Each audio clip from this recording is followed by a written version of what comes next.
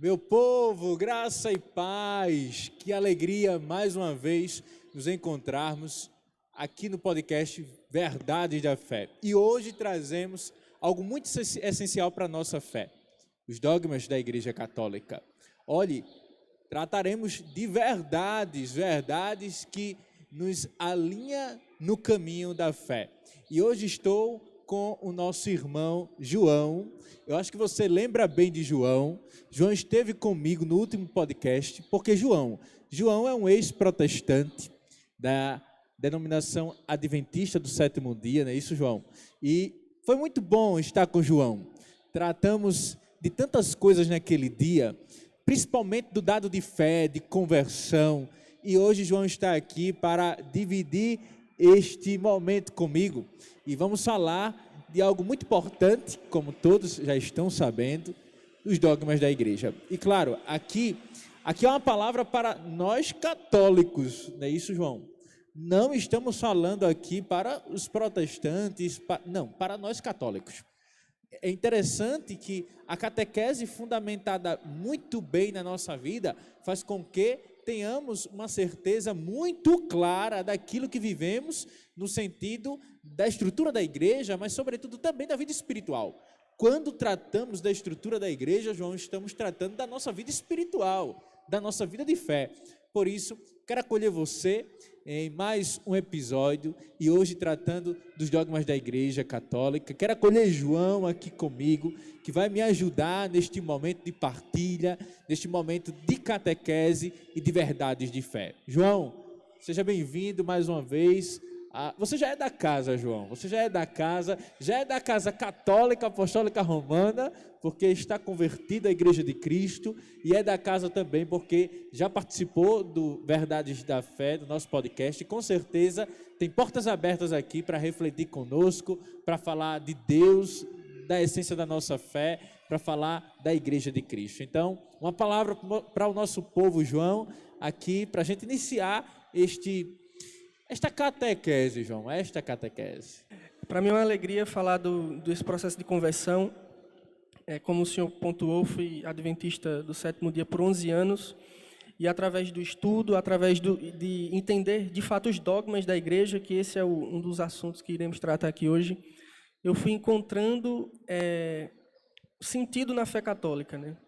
E como a gente como conversamos antes de começar, quando nós nos tornamos católicos e a gente vive esta fé que é baseada na rocha que é Cristo, o católico, eu percebi algo muito belo, que é você sair dessa posição de juiz teológico, porque o protestante, ele faz o seu livre exame das escrituras, faz as suas interpretações, e é muito nítido a confusão que há entre os protestantes nos quesitos dogmáticos, no quesito de fé, que existe mais de 30 mil denominações e cada uma que professe sua verdade. E na Igreja Católica não existe isso, né? A gente sai dessa posição, desse cansaço de querer interpretar e entender, porque a Igreja Católica, com muita sabedoria, Cristo não deixou apenas a Bíblia, deixou também a tradição e o magistério. E a própria Bíblia, ela é maravilhosa, seguimos a Bíblia. Infelizmente, alguns protestantes acham que nós não estudamos, e após me tornar católico, muitos questionam até se eu leio a Bíblia, porque acreditam que católico não estuda. Mas a Bíblia, ela é essencial, mas ela é como se fosse um resumo. A tradição e o magistério nos mostram a riqueza e a amplitude que é de fato a fé católica. E por óbvio que não tem como você ter a fé católica sem estar amparado na tradição e no magistério, porque ela antevém a Bíblia. Primeiro vem a tradição, para depois a tradição decidir quais são os livros que vão estar compondo a Bíblia. Então, eu agradeço esse convite para a gente poder conversar aqui hoje a respeito dos dogmas da Igreja. E vamos lá, falar um pouco mais sobre a Igreja Católica. Nós queríamos entrar em todos os dogmas, e seria de uma riqueza tamanha, mas a gente ia precisar de várias horas para isso. Nós queríamos... Agora, claro, João, está chegando aí um episódio muito especial, são os dogmas marianos. Aí sim, vamos pontuar sobre a vida de Maria, Theotokos, aquela que é a mãe de Deus, a maternidade divina, Maria, a Imaculada Conceição, enfim, vamos tratar em um outro episódio, um episódio todo mariano, muito especial, para tratar dos dogmas marianos. No entanto, meus irmãos, João, tu falaste isso algo bem interessante, juiz teológico. E claro, isso tem muito no meio protestante, juízes da teologia, né? E claro, por uma ótica própria, por uma ótica de um segmento, de uma tradução só sua, na verdade, né? De uma tradução só sua, mas isso também acontece muitas vezes na Igreja Católica. Isso muitas vezes acontece na Igreja Católica. Existem também católicos que são juízes teológicos, que querem fazer do magistério da Igreja o seu magistério. A tradição da Igreja a sua tradição. Não é assim. E aqui entra já um dado muito importante para esta reflexão, que são os dogmas da Igreja. A própria etimologia, a própria palavra, o próprio termo é da Igreja. São verdades da Igreja que nos alinham num caminho de fé e de vida espiritual. E daqui a pouco vamos pontuar o que o Catecismo da Igreja Católica nos diz. E aqui deixa muito claro o sentido do dogma para nós católicos. E claro, precisamos entender o que João falou, é muito importante, muito interessante de refletir. Cansa de verdade querer interpretar a partir de si, querer definir a partir de si.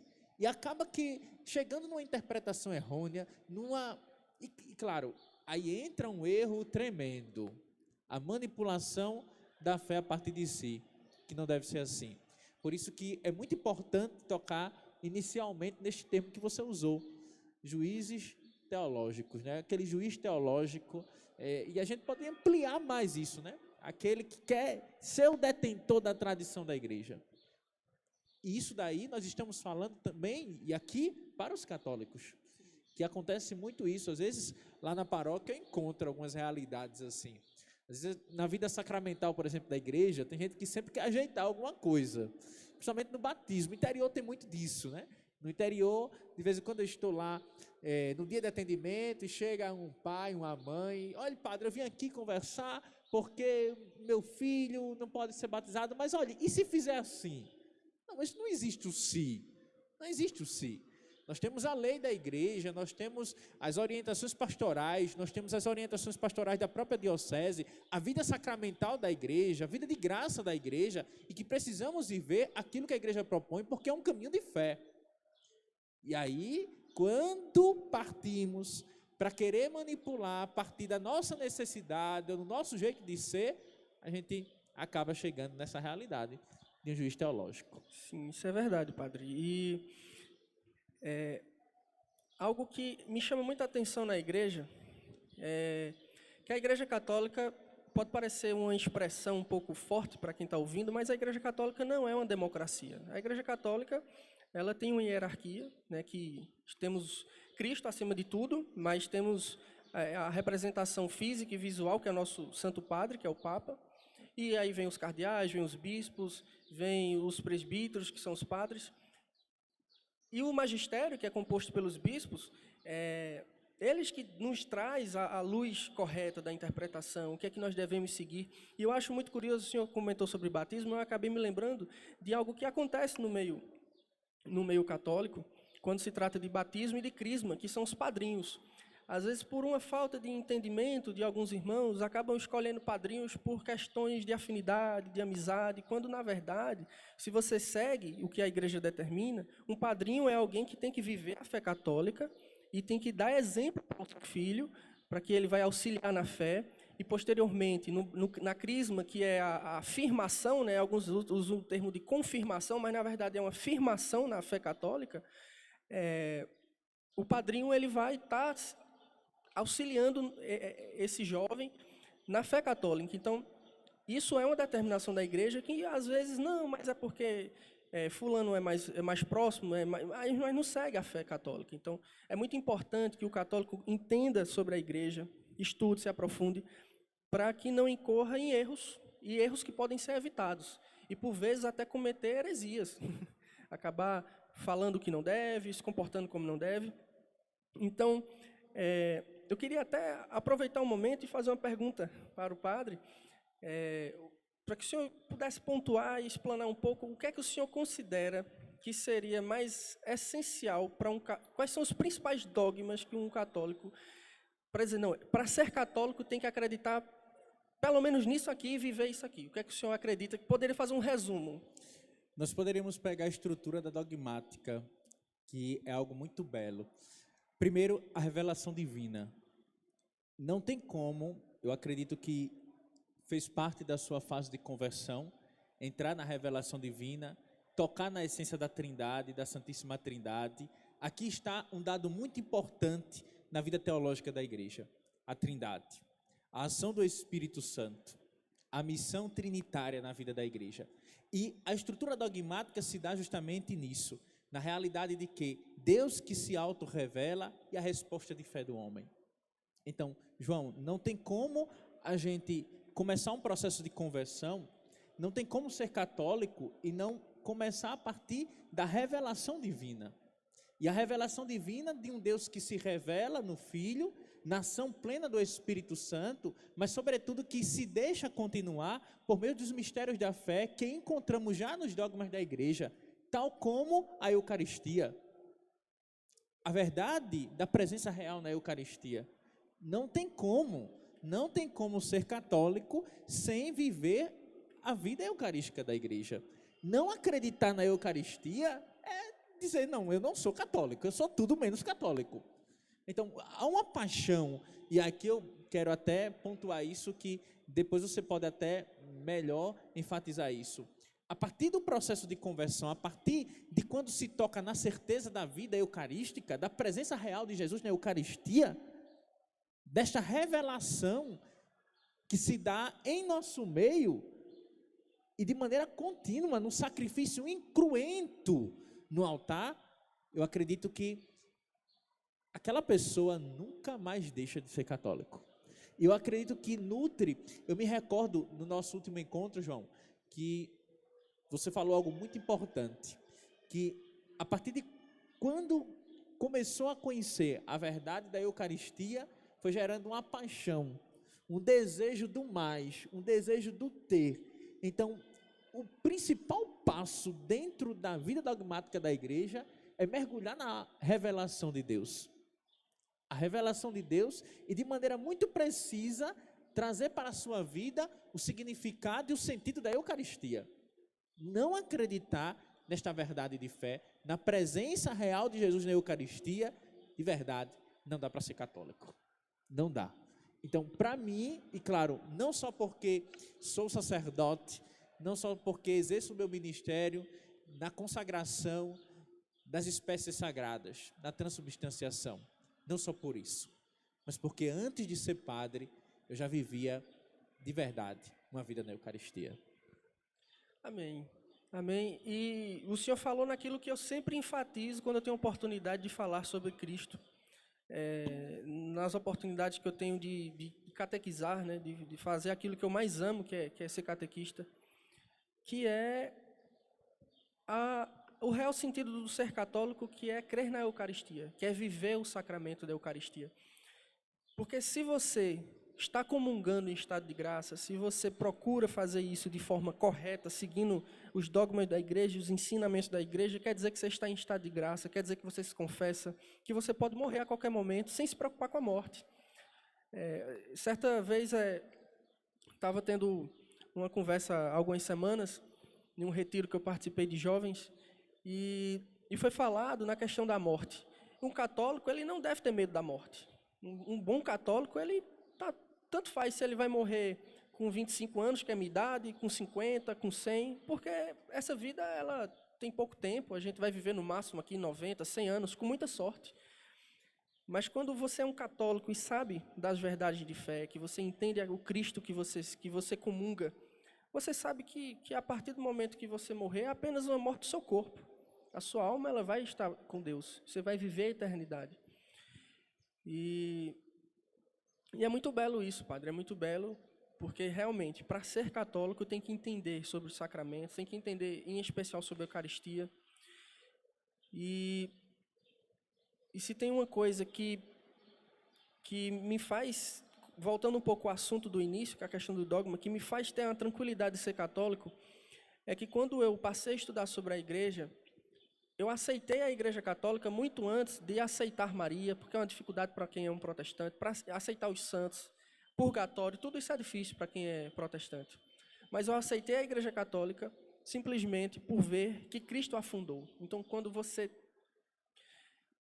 entende que Cristo fundou a igreja católica, seu coração ele tranquiliza, e mesmo sem entender muitas coisas, você diz, não, talvez eu não entenda, mas isso é uma revelação de Cristo, isso é um ensino que Cristo deixou, e eu posso acreditar sem medo, mesmo que eu não entenda.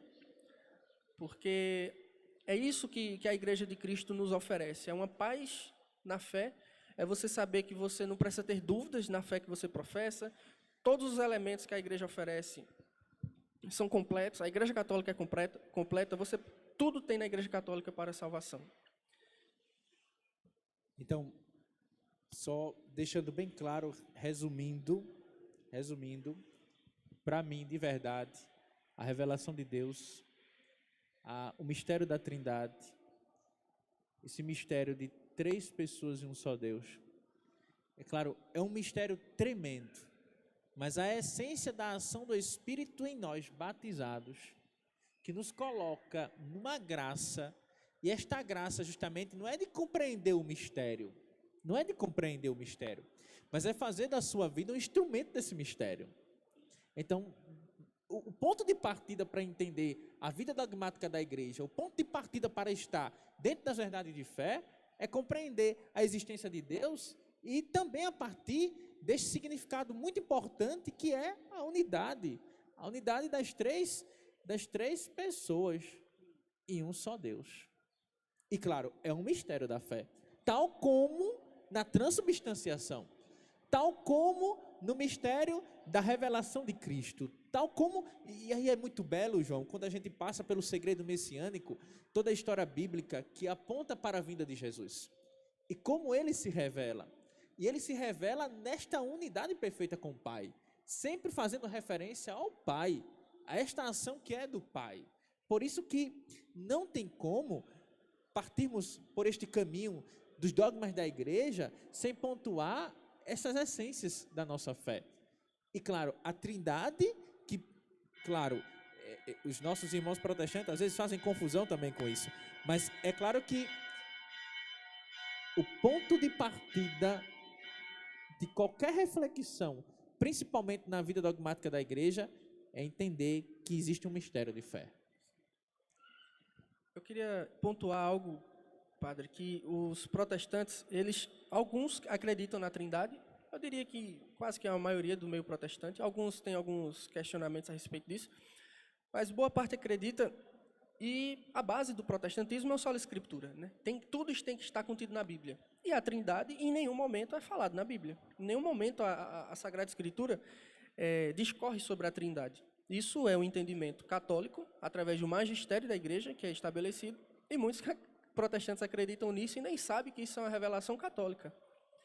Então, crer na Trindade, né, que Deus, em sua essência, perfeito, cria algo que é a sua imagem, que é Jesus, e não tem como ele criar algo sem amar. Então, o Espírito Santo vem fazendo esse elo perfeito, né, que Deus cria a sua imagem de forma perfeita, e ama automaticamente e através do Espírito Santo. Então, esses 3 em 1 é um entendimento católico. E eu acho isso muito belo, porque o sola escritura ele é superficial e insustentável por si só, porque nem a Bíblia fala que somente as verdades nela são suficientes. Porque se você defende a sola escritura, então até essa afirmação tem que estar na Bíblia e não está. E é tão belo quando a vida pública de Jesus revela esta unidade trinitária. Quando ele faz referência ao Pai e quando ele também faz referência ao Espírito, esse Espírito de entendimento, de verdade, que virá sobre nós, o Paráclito, o defensor. É tudo tão bem consolidado em Cristo. E aí onde a gente percebe, e aí onde chega a interpretação da igreja, a fiel interpretação da igreja, fazendo com que entendamos que esta revelação trinitária, que se deixa revelar na vida de Jesus, faz com que nos aproximemos de um mistério. É claro, às vezes o que acontece, e é muito entendível isso, o que acontece é que os nossos irmãos protestantes querem que esteja escrito lá nas Sagradas Escrituras. Olhe, a Trindade, assim, acontece assim, e com uma linha muito em caixa alta, e não é assim. É claro que é interessante que o magistério da igreja sempre se preocupou, e aí está a história dos concílios da igreja. Quando a gente passeia na história dos concílios da igreja, nós entendemos o quanto o magistério da igreja é rico ao trazer para nós as verdades de fé, onde por estas verdades compreendemos o mistério, é claro, o mistério não na sua completude, mas o mistério que se deixa encontrar para que haja uma revelação e que esta revelação se planifica na eternidade. Ou seja, aqui é ter esta maturidade de fé, de entender a partir dessas 3 vias necessárias: Sagradas Escrituras, tradição e magistério. Não tem como fugir dessa realidade para que tenhamos um entendimento perfeito dessas verdades de fé, dos dogmas da igreja. Não tem como separar nenhuma delas. Se a gente separa, se a gente tenta caminhar numa interpretação dos dogmas da igreja sem estar fundamentado nas Sagradas Escrituras, na tradição e no magistério, claro, a gente não vai entender dogma nenhum. Padre, o senhor pontuou, quando eu perguntei a respeito do dogma, o senhor falou sobre a importância da Eucaristia. E isso é o que fecha a fé católica, realmente é o nosso ápice da fé. Eu queria que o senhor trouxesse mais um elemento dogmático que o senhor considera que seria importante. O principal o senhor falou, que é a Eucaristia, mas tem algum outro que o senhor acha que, olha, esse dogma, esse comportamento, essa vida, esse entendimento é extremamente importante para um fiel católico ter como regra de fé, como comportamento, como devoção? O que é que o senhor acrescentaria além da Eucaristia, que é o nosso bem mais precioso? Olhe, João, eu acredito que, partindo agora para uma realidade muito nossa, e que deixa os nossos pés firmes nesta caminhada, é justamente quando a gente trata do magistério da igreja. Você começou falando uma beleza, quando tocou no Papa, nos bispos, na igreja, no magistério da igreja.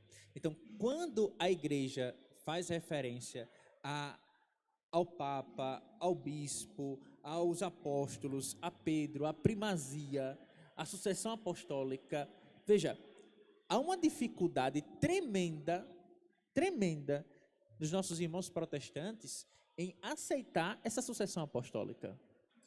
Em aceitar a sucessão apostólica. Então, aqui está um dado muito importante, uma verdade de fé que precisamos trazer na nossa vida, porque se a gente nega esta verdade, nós estamos negando até o conceito sacramental da igreja. Então, precisamos entender que Cristo constituiu o apóstolo São Pedro como primeiro entre os apóstolos e como cabeça visível de toda a igreja, conferindo-se imediata e pessoalmente o primado da sua igreja.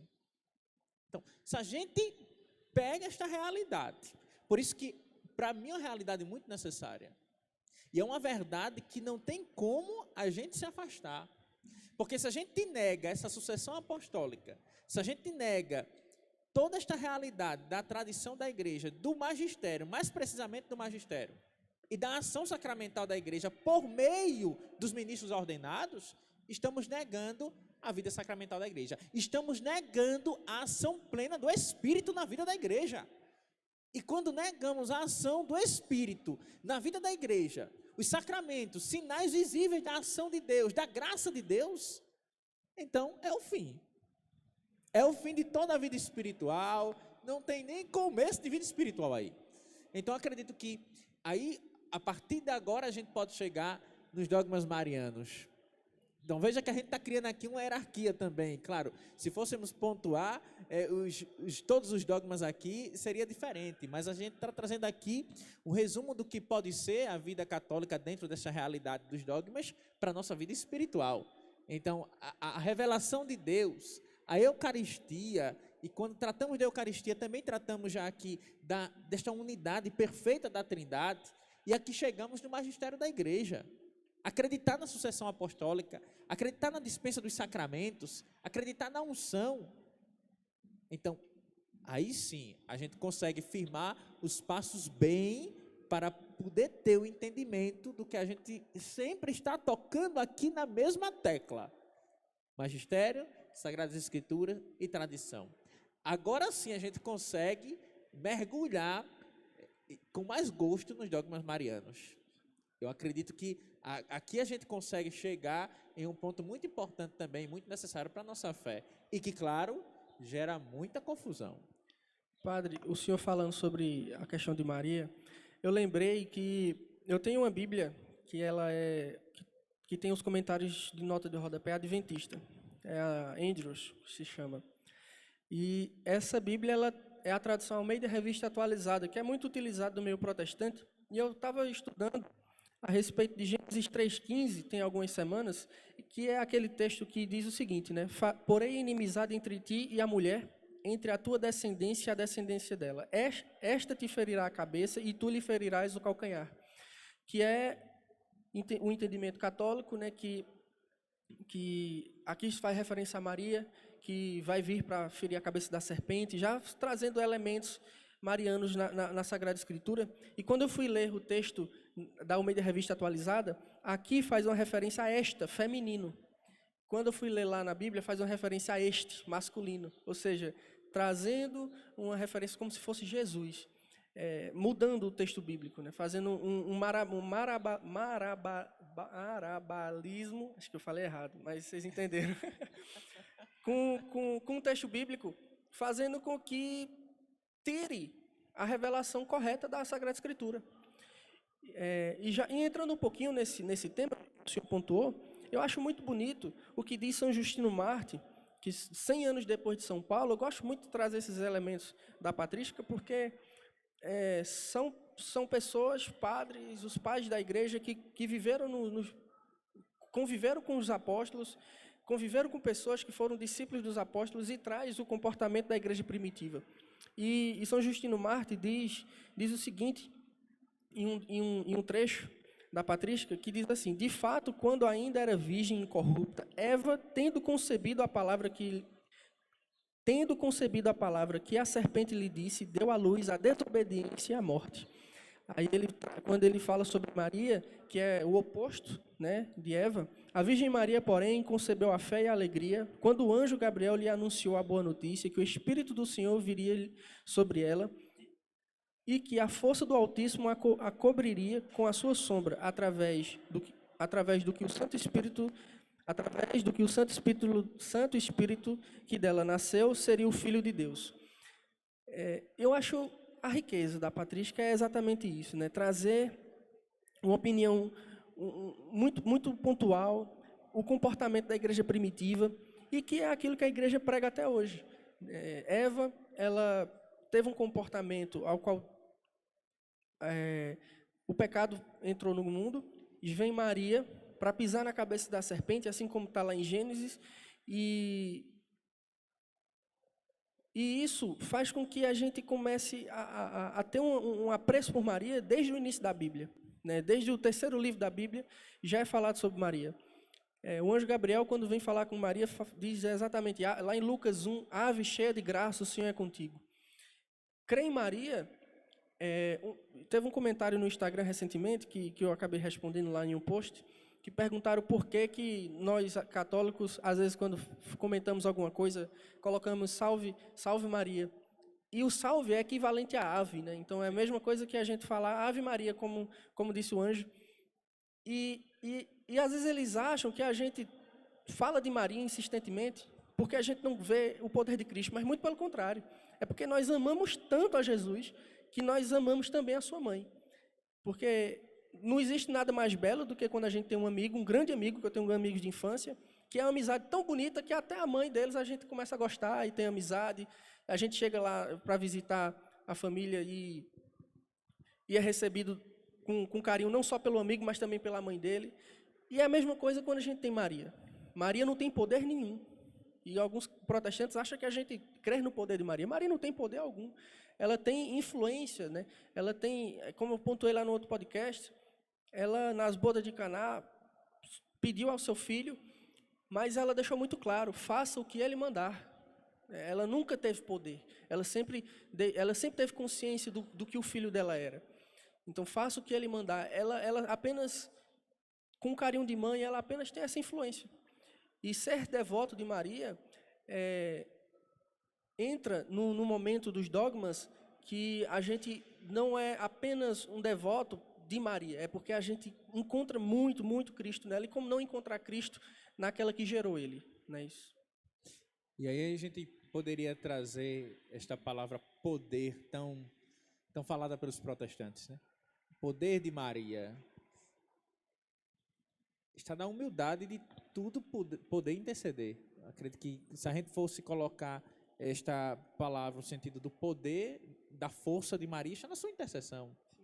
A bodas de Caná, como você mesmo falou, é o exemplo. E uma coisa que você mesmo pontuou aí, que se a gente for entrar, não é nem bom entrar, viu? Porque se for entrar, a gente vai para muito longe. Justamente na questão de enxergar em Maria o poder de Deus. Isso é muito belo, porque aí está o sentido de ser de fato devoto de Nossa Senhora de Maria. O sentido de entender a maternidade divina, de entender a Imaculada Conceição, o sentido de entender aquela que é a Theotokos, a mãe de Deus, é justamente enxergar o poder de Deus sobre ela. E Maria se deixa, sendo instrumento de Deus, ela se deixa encontrar no poder. A oração do Magnificat. Basta-nos para entender o quanto o poder de Deus está sobre Maria e o quanto ela se deixa ser instrumento deste poder para que este poder de Deus apareça, se revele no seu sim, na sua humildade. Mas aí, João, a gente já está entrando nos dogmas marianos e é bom a gente deixar para o próximo episódio. No entanto, não poderíamos deixar de falar um pouco de escatologia, dos dogmas voltados para a escatologia. Céu, inferno e purgatório. São verdades que percorrem a nossa vida e que devem percorrer durante todos os dias. Precisamos recordar todos os dias disso, desta verdade de fé. Céu, inferno e purgatório. A vida do católico deve ser uma vida orante nesse caminho, nessa existência, não negar estas realidades do céu, do inferno e do purgatório. E claro, fugindo da realidade do inferno e desejando o purgatório, porque é o que eu desejo, em nome de Jesus, todo dia.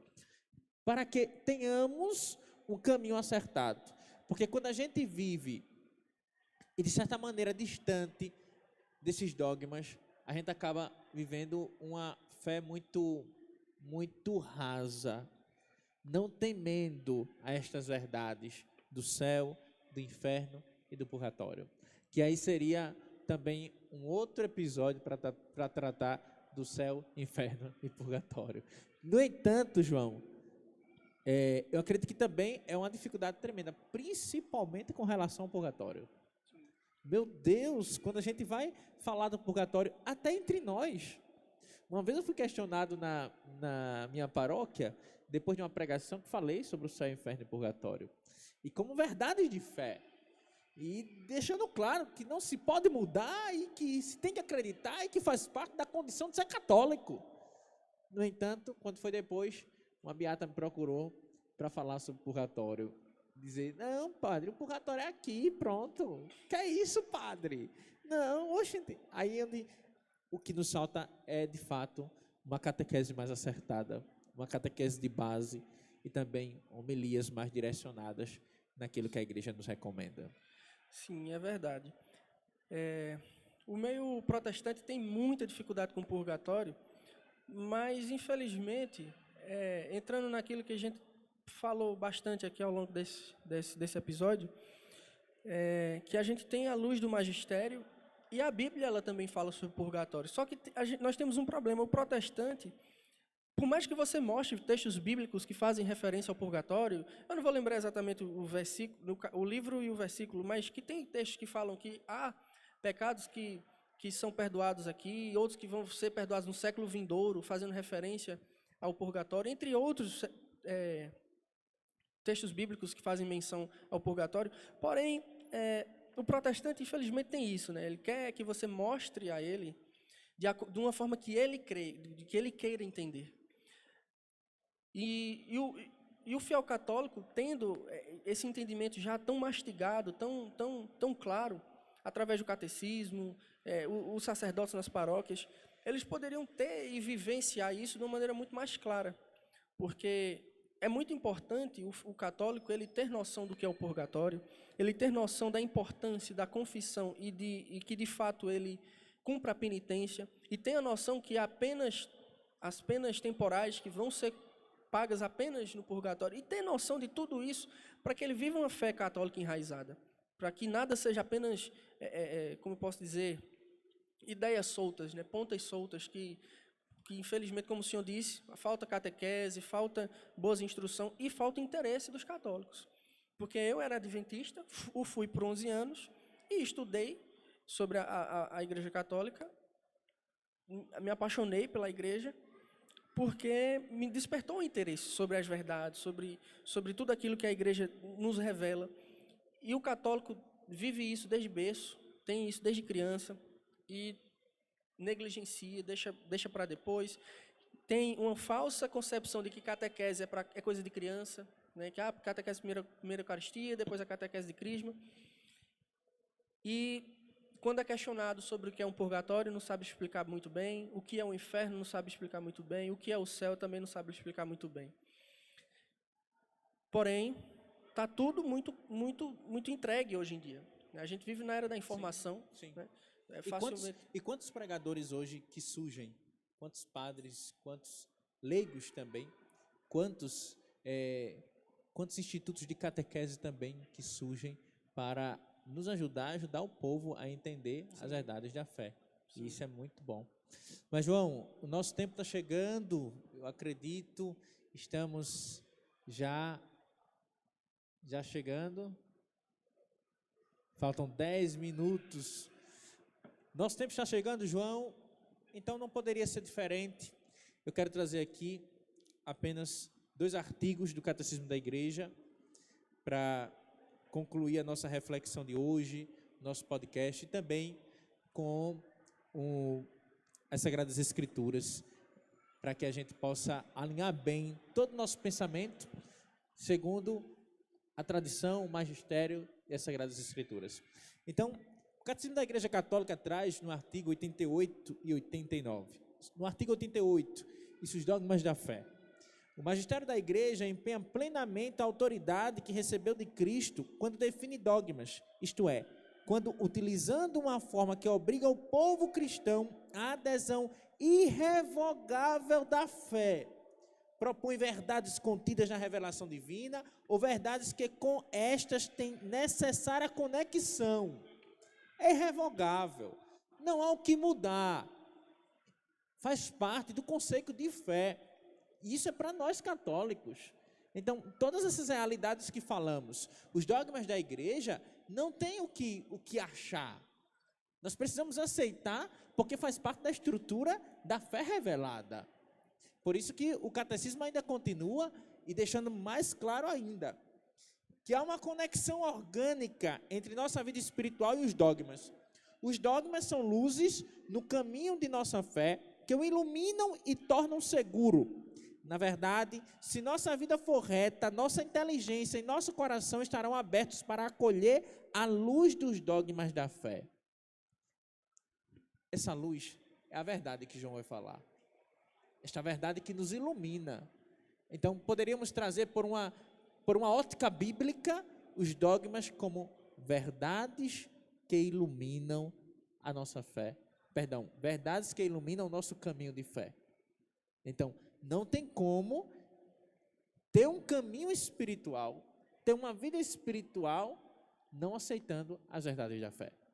Porque quando não aceitamos as verdades da fé, também não estamos aceitando esta verdade bíblica que nasce também do magistério da igreja e da tradição. Padre, e eu acrescento que não existe fé católica sem estudo. Precisa ter um aprofundamento, né? Entender sobre aquilo que se vive. Eu vi recentemente uma frase de São José Maria Escrivá, eu vou parafrasear, que eu não lembro exatamente, que ele diz que para o apóstolo moderno, 1 hora de estudo equivale a 1 hora de oração. E é de fato isso. Porque quando você estuda, você está conhecendo a Jesus, está conhecendo a Deus. E quando você conhece, você passa a amar. Você só namora, noiva e casa porque você se apaixona por alguém e a conhece. Um sacerdote só decide se tornar sacerdote porque ele estuda sobre a igreja, vai se apaixonando por ela e ele casa com a igreja.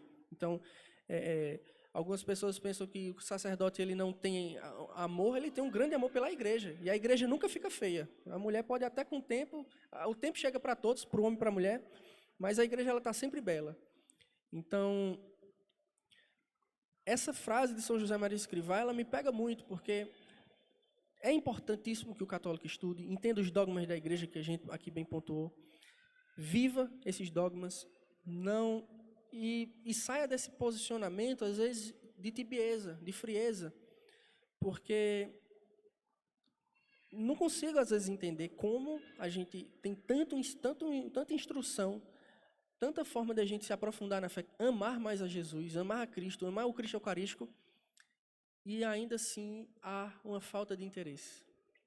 E acho que o senhor, como sacerdote, deve observar muito, infelizmente, isso por onde passa, mas é aquele trabalho de formiga, né? Tanto dos sacerdotes, dos fiéis leigos, para que vá despertando o interesse, né? Despertando o interesse para que todos possam se aprofundar. Amar Jesus é o conhecer, e você não conhece se você não estudar. Perfeito. E vamos concluir, meu povo, com João. João, capítulo 8, versículo 31, 32. E Jesus dizia aos judeus que nele creram: se permanecerdes na minha palavra, sereis meus verdadeiros discípulos. Conhecereis a verdade e a verdade vos libertará. Isso nos basta, João.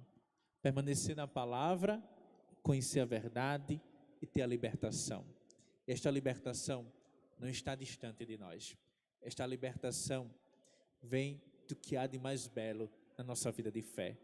Sagradas Escrituras, tradição e magistério, que nos ajuda de verdade a ter um caminho espiritual. Isso é ser católico.